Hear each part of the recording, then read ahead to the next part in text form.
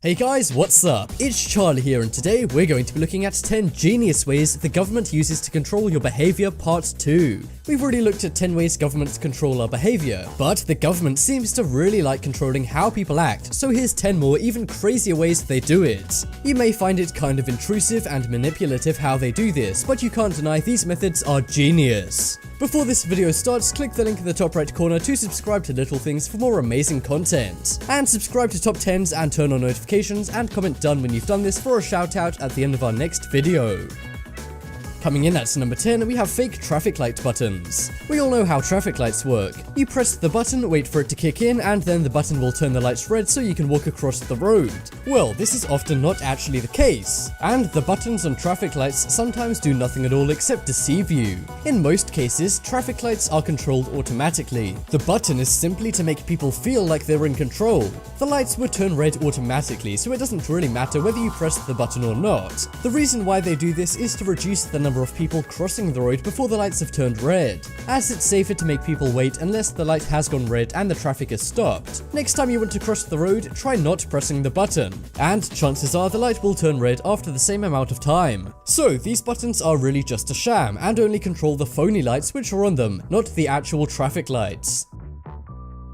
Next up is anti-smoking. 20 years ago, smoking wasn't really frowned upon, but today governments care a lot about people smoking. That is because it costs money to treat the people who get ill from it, and it makes the city look bad. And for these reasons, governments are implementing all kinds of methods to make people stub out their cigarettes and quit. Some cities are now installing big screens with built-in smoke detectors. When somebody walks past with a cigarette, the smoke detectors will detect it and display a message saying stop smoking. In some cases, it tells them it harms themselves and others, and in one case tells the smoker their habit makes them smell bad. In some cases, a video of a man will be on the screen, and when a smoker passes by, the man will begin to cough. This reminds the smoker that what they're doing is harming them. The screens are surprisingly effective and has reduced the amount of people smoking in the various areas where it's been implemented. This is kind of a guilt trip, but does improve people's health. So maybe this is one good thing which is achieved by the government spying on you. Next up is classical music. No, we're not talking about street performers playing classical music. It turns out some governments play classical music in certain areas. These are usually dangerous or high crime areas. The idea is less people will get into scuffles and get angry with each other if calming classical music is being played. If you go to some subway stations in London late at night, Beethoven will be playing out of speakers. This prevents crime as people are psychologically calmed by the music. Also, people who are stressed out by the delayed trains and packed carriages probably feel a little less stressed out with this music playing. Also, McDonald's do this in some of their restaurants which are near bars. I know McDonald's aren't the government, but it's surprising they do this too. Listen out next time you're in a subway station or a McDonald's and you might just hear this music. Next up is anti-pee. It's a popular thing in most cities for men to pee on sidewalks. This can be homeless people with nowhere to go, people who have had too much to drink, or people who just gotta go. But no matter who you are, building owners don't want people relieving themselves upon their buildings. So this is one method the government uses to stop people doing just that on their buildings, and it's called an anti-pee-pee. It consists of a triangular piece of metal. But Charlie, people can still pee here, you may be saying. Well, that's true, but if people try and pee here, the people simply splash off the metal and onto their shoes. So if anyone tries to pee on these things, they'd simply get their shoes soaking wet. This is the biggest government troll I've ever seen. If you try it out and pee gets all over your shoes, chances are you won't be doing it again. It may sound like this wouldn't work, but according to data, it does. So if you see one of these on the corner of a building, don't pee near it. Next up is circular bridges. Have you ever seen those circles in some bridges before? You probably assumed they're implemented for aesthetics or as some kind of structural thing. But no, these bridges were designed like this by governments for one annoying reason: to slow you down. The government have many reasons as to why they would want to slow you down. First off, slowing you down causes less traffic incidents. That is because some people slam on the gas to get over bridges fast. And sometimes this can unfortunately end in some bad things happening. Another reason why they'd want you to be slow over bridges is because some areas get way too many people coming into them. So to reduce congestion and the number of people entering into one area, the government makes it harder to get into with these circular bridges. I haven't seen one of these circular bridges myself, and I'm in London where there's a lot of bridges. But the biggest one is located in southern Uruguay. I'm sure at least one of you guys is in southern Uruguay, so check it out!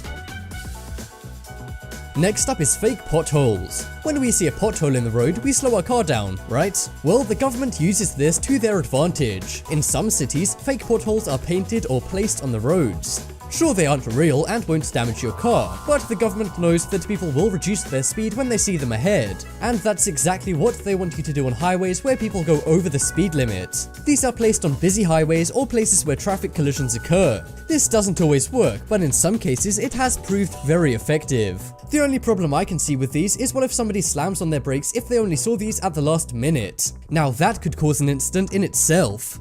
Okay, maybe that wouldn't happen, and they seem to work fine for now, but what do you think about the government tricking us with these?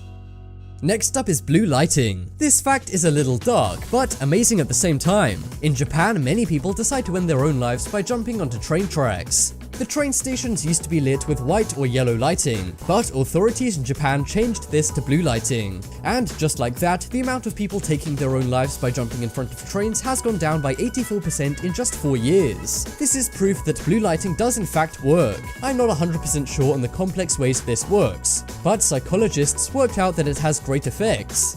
This is so far only in Japan, where people doing this is very common. But seeing as this works so well, I predict this could spread to other cities. Take a look at your local train station or subway station and see if the lighting is blue. If it is now or if it is in the future, now you'll know why. It's crazy how effective just changing a light bulb can be and how many lives it can save.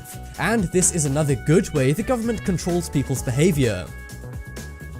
Next up is small trash openings. How annoying is it when you have to really mess around just trying to put something in a public trash can? It's usually down to the openings in trash cans. That is because the openings of them are way too small to put a lot of things in. However, this isn't a design flaw, but a method the government uses to control your behavior. This is done on purpose to prevent people dumping large items in public trash cans. People may skip going to the junkyard and may take their large disposable items to put in trash cans. Or if they miss garbage collection one day, they may put their garbage bags in public trash cans. This would of course mean people wouldn't be able to use them as they'd get full so fast, and the government would have to pay more people to empty them, costing them more money. So to save trash cans getting full too quickly and to save the government money on people who have to empty them, they make openings on trash cans very small.